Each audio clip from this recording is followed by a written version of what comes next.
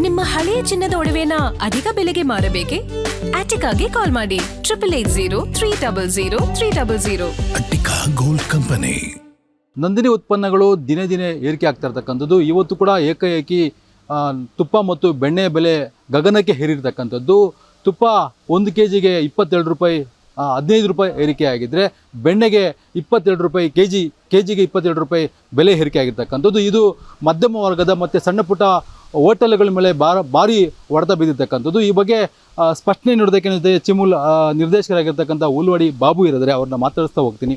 Sir, ಇದು ಏಕಾಏಕಿ ಈ ರೀತಿಯಾಗಿ 22 ರೂಪಾಯಿ ಮತ್ತು 15 ರೂಪಾಯಿ ಬೆಲೆ ಏರಿಕೆ ಆಗಿರ್ತಕ್ಕಂಥ ಏನಲ್ಲಿ ಗ್ರಾಹಕರಿಗೆ ಮತ್ತು ಸಣ್ಣ ಪುಟ್ಟ ಹೋಟೆಲ್ಗಳಿಗೆ ಮತ್ತು ಮಧ್ಯಮ ವರ್ಗದವರಿಗೆ ಸಣ್ಣ ಪುಟ್ಟ ತಿಂಡಿಗಳು ಮಾಡ್ತಾ ಇರ್ತಾರೆ, ಸ್ವೀಟ್ ಮಾಡಿರೋಂಥವ್ರಿಗೆ ಎಲ್ಲರೂ ಕೂಡ ತೊಂದರೆ ಆಗ್ತಾ ಇದೆ, ಅವ್ರ ಜೋಬಿಗೆ ಕತ್ತರಿ ಬೀಳ್ತಾ ಇದೆ. ಯಾಕೆ ಈ ರೀತಿಯಾಗಿರ್ತಕ್ಕಂಥ ಬೆಲೆ ಏರಿಕೆ ಆಯಿತು?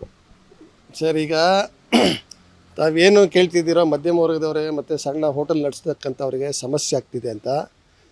ಬಹುಶಃ ಇವತ್ತು ರಾಜ್ಯದಲ್ಲಿ ಭೀಕರ ಬರಗಾಲವನ್ನು ನಾವು ಎದುರಿಸ್ತಾ ಇದ್ದೀವಿ. ಮೊದಲನೇದಾಗಿ ಇವತ್ತು ವಿಶೇಷವಾಗಿ ನಮ್ಮ ರೈತ ಬಾಂಧವರು ಹಾಲು ಉತ್ಪಾದನೆ ಮಾಡ್ತಕ್ಕಂಥ ಏನು ನಮ್ಮ ಪಶುಗಳಿಗೆ ಮೇವು ಸಿಗ್ತಕ್ಕಂಥದ್ದು ಕೂಡ ಭಾಳ ಕಷ್ಟ, ನೀರು ಸಿಗ್ತಕ್ಕಂಥದ್ದು ಕೂಡ ಭಾಳ ಕಷ್ಟ ಆಗಿದೆ. ಅದರಿಂದ ಏನಾಗಿದೆ ಮತ್ತು ನಿಮ್ಗೆ ಗೊತ್ತು, ಬೇರೆ ಬೇರೆ ದೇಶಗಳಲ್ಲಿ ಯುದ್ಧದ ಪರಿಸ್ಥಿತಿ ಇರೋದ್ರಿಂದ ನಮ್ಮಲ್ಲಿ ಪ್ಯಾಕಿಂಗ್ ಮೆಟೀರಿಯಲ್ ಇರ್ಬೋದು ಅಥವಾ ಅದಕ್ಕೆ ಸಂಬಂಧಪಟ್ಟಂತೆ ಪ್ಯಾಕಿಂಗ್ ಮೆಟೀರಿಯಲ್ಲು ಪೆಟ್ರೋಲ್ ಕೆಮಿಕಲ್ಸಿಂದ ಆಗ್ತಕ್ಕಂಥ ಪ್ಯಾಕಿಂಗ್ ಮೆಟೀರಿಯಲ್ ಇರ್ಬೋದು, ನಮ್ಮ ಪ್ರೊಸೆಸಿಂಗ್ ಕಾಸ್ಟ್ ಇರ್ಬೋದು, ಎಲ್ಲ ಕೂಡ ದಿನೇ ದಿನೇ ಜಾಸ್ತಿ ಆಗ್ತಾಯಿದೆ ಮತ್ತು ಅದಲ್ದಿರ ಕಲಬೆರಕೆ ತುಪ್ಪದ ಬಗ್ಗೆ ನಿಮಗೆಲ್ಲ ಗೊತ್ತು. ಇಡೀ ದೇಶವ್ಯಾಪ್ತಿ ಕಲಬೆರಕೆ ತುಪ್ಪ ಜಾಸ್ತಿ ಆಗಿದೆ ತಾವೇ ಸುದ್ದಿ ಮಾಧ್ಯಮಗಳಲ್ಲಿ ಪ್ರತಿ ದಿವಸ ನಮಗೆಲ್ಲ ಚಾಟಿ ಏಟು ಕೊಡ್ತಿದ್ರಿ. ಆದರೆ ನಾವು ಅದನ್ನು ತಪ್ಪಿಸ್ಬೇಕು ಅನ್ನೋ ಉದ್ದೇಶದಿಂದ ಘನ ಸರ್ಕಾರಗಳು ಎಲ್ಲ ರಾಜ್ಯಗಳಲ್ಲೂ ಕೂಡ ಈ ಏನು ಕಲಬೆರಕೆ ತುಪ್ಪವನ್ನು ಹಂತವಾಗಿ ಪರಿಣಾಮಕಾರಿಯಾಗಿ ಅದನ್ನು ಎಲ್ಲ ಒಂದು ಕಡೆ ಸಾಲ್ವ್ ಮಾಡಿದ್ದಾರೆ. ಎಲ್ಲ ಒಂದು ಕಡೆ ಬ್ರ್ಯಾಂಡ್ ಇರ್ಬೋದು, ನಂದಿನಿ ಇರ್ಬೋದು, ಅಮೂಲ್ ಇರ್ಬೋದು, ಬೇರೆ ಬೇರೆ ಏನು ಸಹಕಾರಿ ವ್ಯವಸ್ಥೆಗಳಿರ್ತಕ್ಕಂಥ ಇಡೀ ದೇಶದಲ್ಲಿ ನಂದಿನಿ ಉತ್ಪನ್ನ ಮಾಡಿದೆ ಮತ್ತು ಬೇರೆ ಉತ್ಪನ್ನಗಳ ಮೇಲೆ ತನ್ನದೇ ಆದಂಥ ಗುಡ್ವಿಲ್ ಇದೆ. ಆ ಗುಡ್ವಿಲ್ನ ಆಧಾರದ ಮೇಲೆ ನಾವು ಏನು ರೇಟ್ ಅನಿವಾರ್ಯತೆ ಇದೆಯೋ ಅದನ್ನು ಜಾಸ್ತಿ ಮಾಡಿದ್ವಿ. ಬಹುಶಃ ನಿಮ್ಗೆ ಗೊತ್ತು, ಇಡೀ ರಾಜ್ಯದಲ್ಲಿ ಸುಮಾರು 1.25 ಕೋಟಿಯಷ್ಟು ಹಾಲು ಉತ್ಪಾದನೆ ಆಗ್ತಕ್ಕಂಥ ಎರಡನೇ ದೇಶದಲ್ಲಿ ಎರಡನೇ ದೊಡ್ಡ ರಾಜ್ಯವಾಗಿ ಇರೋದ್ರಿಂದ ನಾವು ರೈತರಿಗೆ ನೇರವಾಗಿ ಹಾಲನ್ನು ಎಂಥ ಪರಿಸ್ಥಿತಿಯಲ್ಲಿ ಕೂಡ ನಾವು ರಜೆ ಕೊಡ್ತಕ್ಕಂಥ ಪರಿಸ್ಥಿತಿ ಇಲ್ಲ. ಎಲ್ಲ ಉದ್ದಿಮೆ ಮೇಲೆ ರಜೆ ಇದೆ ಆದರೆ ಹಾಲಿನ ಉದ್ದಿಮೆ ಮೇಲೆ ಯಾವತ್ತೂ ಕೂಡ ನಾವು ರೈತರನ್ನಾಗ ಹಾಲು ಕೊಡಬೇಡಿ ಅಂತ ಹೇಳ್ಬಾರ್ದು. ಕೊಟ್ಟಿರ್ತಕ್ಕಂಥ ಹಾಲನ್ನು ನಾವು ಪರಿಶೀಲನೆ ಮಾಡಿ ಅದನ್ನು ಪೌಡರ್ ಮಾಡಿ ಅದನ್ನು ನಮಗೆ ಗ್ರಾಹಕರಿಗೆ ಕೊಡ್ತಕ್ಕಂಥ ಹಾಲಿದೆ. ಟೋಂಡ್ ಮಿಲ್ಕ್ ಇದೆ. ಬರೀ 46 ರೂಪಾಯಿಗೆ ನಾವು ಹಾಲು ಕೊಡ್ತಾಯಿದ್ದೀವಿ 1 ಲೀಟ್ರು. ಆದರೆ ನಮಗೆ ಅದು ಒಕ್ಕೂಟಕ್ಕೆ ಭಾರ ಆಗ್ತಾಯಿದೆ. ನಮ್ಗೆ 1 ರೂಪಾಯಿ ಸಿಗ್ತಾಯಿಲ್ಲ. 1 ರೂಪಾಯಿ ಅದರಿಂದ ಲಾಭ ಇಲ್ಲ. ಗುಡ್ ಲೈಫಲ್ಲಿ ನಮಗೆ ಲಾಭ ಇಲ್ಲ.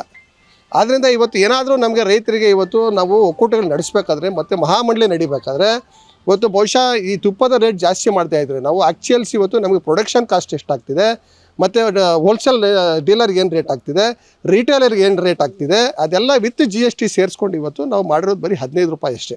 ಆದರೂ ಯಾರಿಗೂ ಹೊರೆಯಲ್ಲ ಇದು. ಬಹುಶಃ ಕಾರಣ ಏನಂದರೆ ಭಾಳ ಸ್ಪಷ್ಟವಾಗಿ ನಿಮಗೆ ಅಮೂಲ್ ಅಂತಂದೋದು ಏನೂ ಅದು ಬಫೆಲೋ ಮಿಲ್ಕ್, ಅದು ಸಾಗಾಣಿಕೆ ವೆಚ್ಚ ಮತ್ತು ಉತ್ಪನ್ನ ವೆಚ್ಚ ಜಾಸ್ತಿ ಆಗಿದೆ ಅಂತೇಳಿ ಒಂದು ಕ್ಲಾರಿಫಿಕೇಶನ್ ಕೊಟ್ಟಿರ್ತಕ್ಕಂಥದ್ದು. ಇದರಿಂದ ಏಕಾಏಕಿ 700 ರೂಪಾಯಿ ಇರ್ತಕ್ಕಂಥ ತುಪ್ಪ ಇನ್ನು 15 ರೂಪಾಯಿ ಜಾಸ್ತಿ ಆಗಿರ್ತಕ್ಕಂಥದ್ದು. ಇನ್ನು kg ಬೆಣ್ಣೆ ಮೇಲೆ 22 ರೂಪಾಯಿ ಏಕಾಏಕಿ ರೈಸ್ ಆಗಿರ್ತಕ್ಕಂಥದ್ದು. ಇದು ಏಕಾಏಕಿ ಇಷ್ಟು 1 ರೂಪಾಯಿ 2 ರೂಪಾಯಿ ರೇಟ್ ರೈಸ್ ಆದ್ರೆ ಒಂಥರ ಗ್ರಾಹಕರಿಗೆ ಹೊಡೆತ ಬೀಳ್ತದೆ. ಈ ರೀತಿಯಾಗಿ ಜಾಸ್ತಿ ಆದರೆ ನಾವು ಹೇಳೋದು ಬಂದಿರತಕ್ಕಂಥ ಸರ್ಕಾರಗಳು, ಪ್ರತಿ ಸರ್ಕಾರ ಕೂಡ ಈಗ ಗ್ರಾಹಕರಿಗೆ ಏನು ಹಾಲು ರೇಟ್ ಮಾರಾಟ ಮಾಡ್ತೀವೋ ಹಾಲಿನ ರೇಟ್ ನಮಗೆ 46 ರೂಪಾಯಿ ಏನು ಕೊಡ್ತಿದ್ದೀವಿ, ಸರ್ಕಾರ 50 ರೂಪಾಯಿ ಫೈನಲ್ ಮಾಡಿದ್ರೆ ಅಂದರೆ ನಮಗೊಂದು 2 ರೂಪಾಯಿ ಲೀಟ್ರ್ ಮೇಲೆ ಉಳಿತದೆ. ಈಗ ನಮ್ಮ ಒಕ್ಕೂಟದಲ್ಲಿ ಪ್ರತಿ ದಿವಸ ಬಹುಶಃ 2.5 ಲಕ್ಷ ಲೀಟ್ರ್ ಹಾಲು ಉತ್ಪನ್ನ ಆಗ್ತದೆ, ಹಾಲು ಮಾರಾಟ ಮಾಡ್ತಿದ್ವಿ. ಲಿಕ್ವಿಡ್ ಮಿಲ್ಕ್ನ ಗ್ರಾಹಕರು ಕೊಡ್ತಕ್ಕಂಥ ಡೈಲಿ ಇದನ್ನು 80,000 ಲೀಟ್ರ್ ನಮ್ಮ ಗುಡ್ ಲೈಫ್ ಉತ್ಪಾದನೆ ಮಾಡ್ತಾಯಿದ್ದೀವಿ. ಅದರಲ್ಲಿ ನಮಗೆ 2 ರೂಪಾಯಿ ಲಾಸ್ ಆಗ್ತಿದೆ. ಇದ್ರ ಬಗ್ಗೆ ಸಣ್ಣ ಪುಟ್ಟ ಮದುವೆಗಳು ಮಾಡೋರು, ಸಣ್ಣ ಪುಟ್ಟ ಮದುವೆಗಳು ಮಾಡ್ತಕ್ಕಂಥವ್ರು, ಬಡವರಿಗೆಲ್ಲ ಹೇಗೆ ಸರ್ ಅವರ ಯಾವ ರೀತಿ ನಿಭಾಯಿಸ್ತಾರೆ? ಈಗ ನಾನು ಹೇಳೋದು, ನಮಗೆ ರೈತರ ಹಿತಾಸಕ್ತಿ ಭಾಳ ಮುಖ್ಯ. ಬರಗಾಲ ಇರೋದ್ರಿಂದ ರೈತರು ಬಹುಶಃ ಎಷ್ಟು ಕಷ್ಟದಲ್ಲಿದ್ದಾರೆ ಅಂದರೆ ಸರ್ಕಾರ ಕೂಡ ಮೊನ್ನೆ ತಾನೇ ಸನ್ಮಾನ್ಯ ಮುಖ್ಯಮಂತ್ರಿಗಳು ಮತ್ತು ಅದಕ್ಕೆ ಸಂಬಂಧಪಟ್ಟ ಅಧಿಕಾರಿಗಳ ಜೊತೆ ನೇರವಾಗಿ ಜಿಲ್ಲೆಯಲ್ಲಿರ್ತಕ್ಕಂಥ ನಮ್ಮ ಜಿಲ್ಲಾಧಿಕಾರಿಗಳ ಜೊತೆ ನೇರವಾಗಿ ನಮ್ಮ ಒಕ್ಕೂಟದ MD ಅವರು ಇರ್ಬೋದು, KMF MD ಅವರು ಎಲ್ಲರೂ ಸೇರಿ ರಾಜ್ಯದಲ್ಲಿ ವಿಡಿಯೋ ಕಾನ್ಫರೆನ್ಸ್ ಮಾಡಿದ್ದಾರೆ.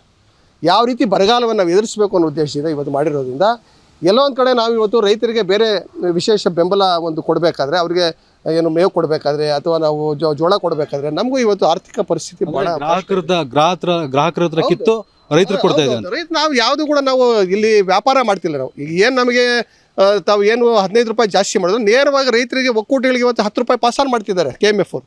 ನಾವು ಅದನ್ನು ಒಕ್ಕೂಟದ ಒಬ್ಬ ಆಡಳಿತ ನಿರ್ದೇಶಕನಾಗಿ ಅದನ್ನು ಒತ್ತಾಯ ಮಾಡ್ತಿದ್ದೀವಿ. ನಾವು ತಾವು ಲಾಭಕ್ಕೋಸ್ಕರ ವ್ಯಾಪಾರ ಮಾಡೋಕ್ಕೆ ಹೋಗ್ಬೇಡಿ, ನೇರವಾಗಿ ಏನಿವತ್ತು ನಾವು ಗ್ರಾಹಕರಿಂದ ಅದನ್ನು ಪಡಿತಿದ್ದೀವಿ ರೇಟನ್ನು, ಅದು ನೇರವಾಗಿ ಒಕ್ಕೂಟಗಳು ಕೊಡಿ. ಒಕ್ಕೂಟ ಅದು ಸಮರ್ಪಕವಾಗಿ ರೈತರಿಗೆ ಕೊಡ್ತದೆ. ಅದು ರೈತರಿಗೆ ಬರಗಾಲದಲ್ಲಿರ್ತಕ್ಕಂಥವ್ರಿಗೆ ಇವತ್ತು ನಾವು ಮೇಯ್ಕೊಳ್ಳಿಕ್ಕೆ ಅದನ್ನು ಬಳಸ್ಕೊಳ್ತೀವಿ, ಇವತ್ತು ಸೇಲೇಜ್ ಮಾಡಲಿಕ್ಕೆ ಬಳಸ್ಕೊಳ್ತೀವಿ. ನಾವು ಅದನ್ನು ನೇರವಾಗಿ ರೈತರಿಗೆ ಇವತ್ತು ಕೊಡ್ತೀವಿ. ಯಾರು ಕೂಡ ಇದನ್ನು ವ್ಯಾಪಾರ ಮಾಡ್ತಿಲ್ಲ.